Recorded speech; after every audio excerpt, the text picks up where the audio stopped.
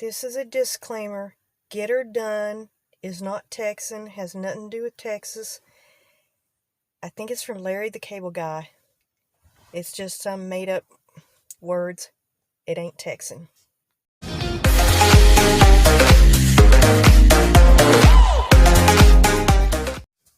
Hi y'all, it's Kimberly here. Thank you for coming to my channel. I was supposed to work overtime today, but we got the day off.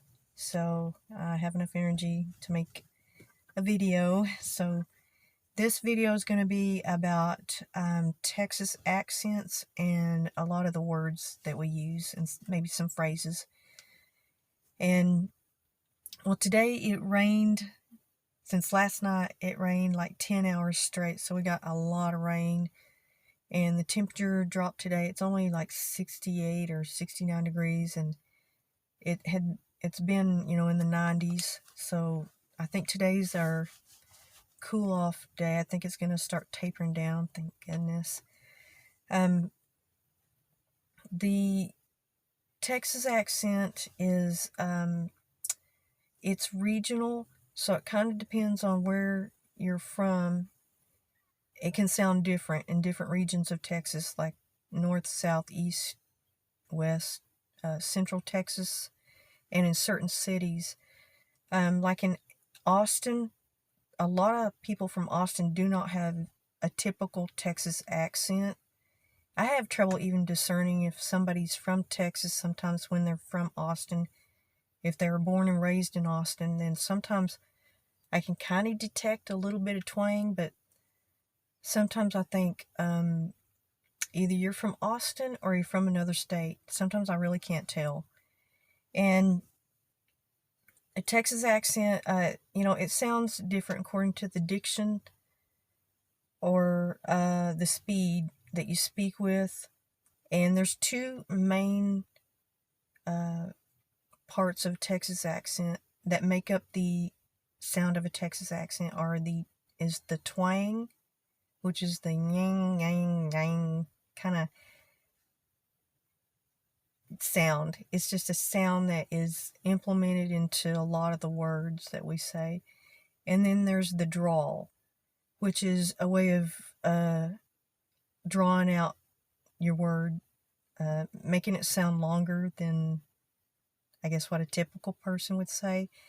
And not everybody has both that. I have both, the twang and the drawl. I speak kind of slow, and I do kind of draw my words out. And a lot of people don't do that. That's actually a very southern thing. The drawl is. A twang is more Texan.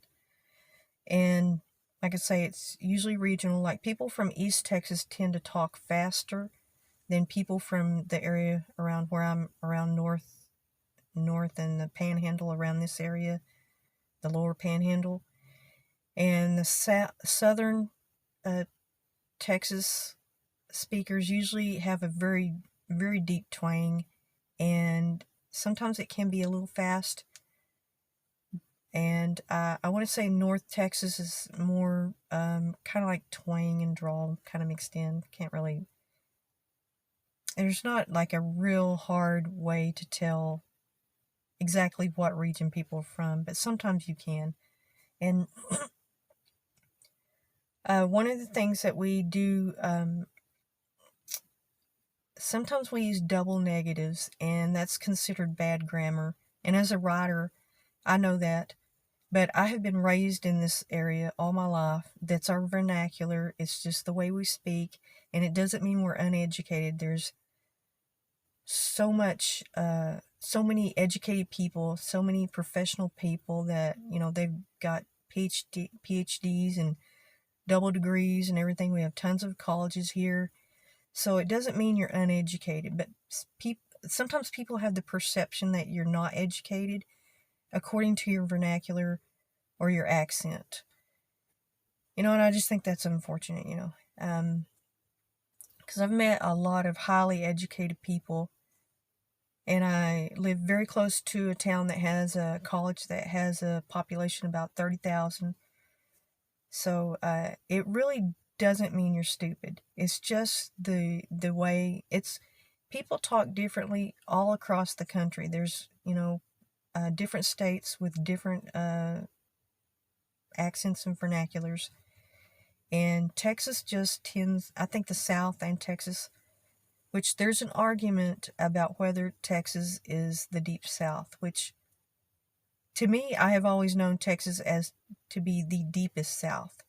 And that's a lot to do with directional, being the closest to the border of Mexico South, but also just the premise of being from the South.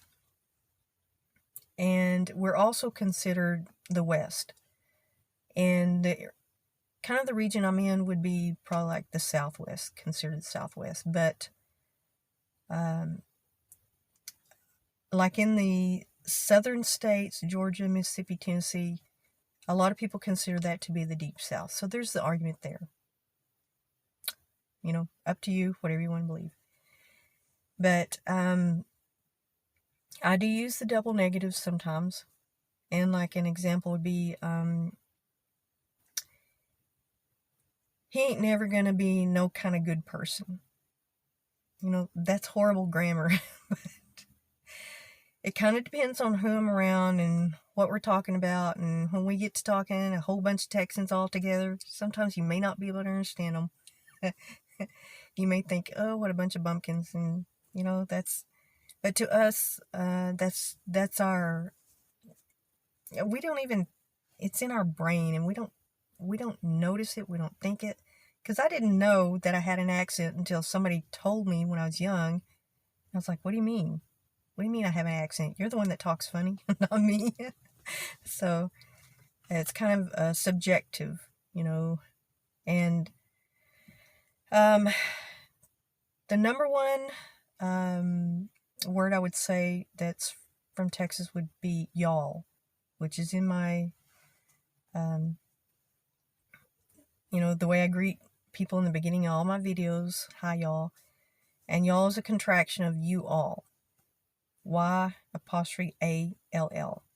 And it's kind of like the same thing as saying you guys from up north or whatever. It just means a collective group of people. And number 2 is ain't. It's probably one of the most common words.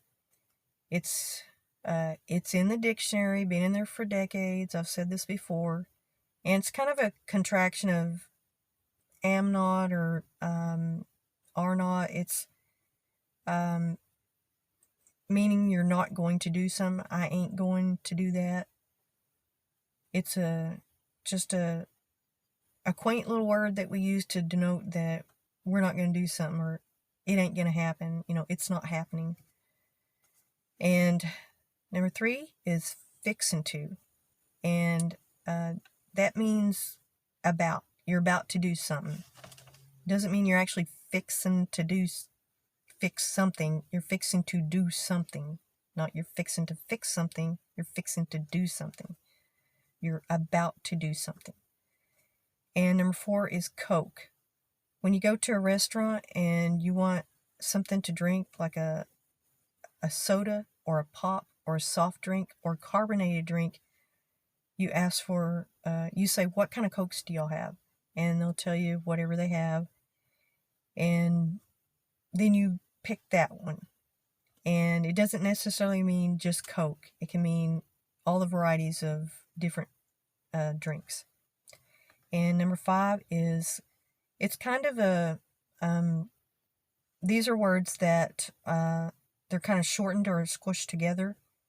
Kinda, gonna, or wanna. And that's like, I kind of like this one. Or I'm gonna do it in a minute, and I want to get this.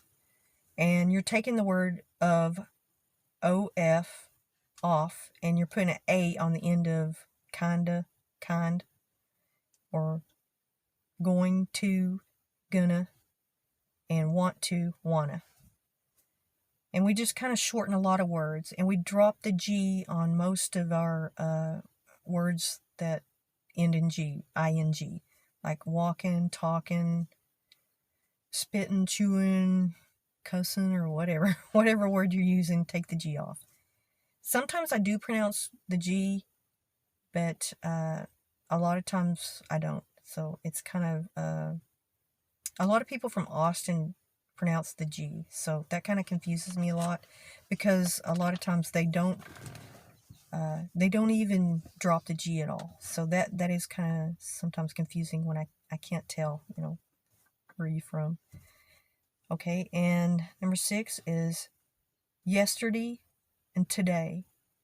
Yesterday instead of yesterday, and today instead of today.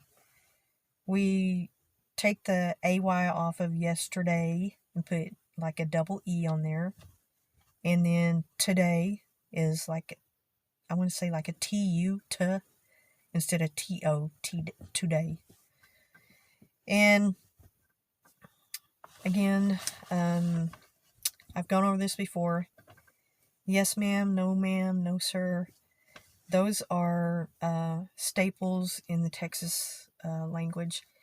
And a long time ago, or when I was growing up, everybody said that. All kids were taught that, but it's gone away a little bit. I notice there's a lot of younger people that don't use it.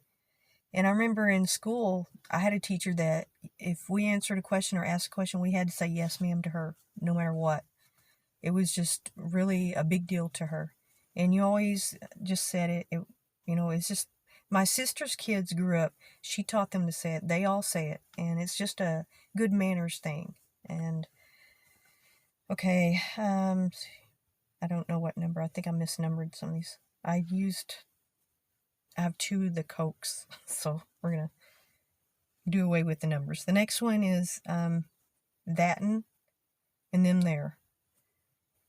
And this is real kind of deep Texan, that it's like, which one do you want? That and there? Or if you're talking about a group of people, which group are you talking about? Them there. And you would point, which is rude to point, but you kind of do it in a lower way, kind of like directionally to them, but to the ground, or with your head. So we do a lot of pointing and with our head, but you don't point directly at people because it's really rude. Here it is. But you do it directionally and you point to the ground. You don't, or to that direction, but kind of downward, kind of like there. So, it doesn't seem so rude. And then there's might, could, or oughta. And that's kind of means like you should do something. You might could put that tire on there, or you ought to put that tire on there, And 11 is for you. Kind of like for you get up, make sure the dog didn't fall out of the bed. That's a horrible sentence, I'm sorry. And another one is sure enough, and not show enough. Show enough is more really southern, from, I don't know, like Tennessee. I've heard a lot of people from Tennessee say that. But in Texas, it's sure enough. You don't say enough, just enough, sure enough. Number 12 is tire. Tire can be the tire on your car, or it can be a water tire. Tower. But I say tire a lot for tower. And this goes also with towel. Can you hand me that towel over there? Not towel. Towel. It's one word, towel. I mean, one syllable. Not 2 syllables, like towel. I had a friend from Chicago, and she would say towel. And I made fun of her for it all the time. And the next one is water, battery, button, or buttermilk. We take the T and we turn it into a D. And I had a friend that was the same friend from Chicago, and she would say battery and button, buttermilk.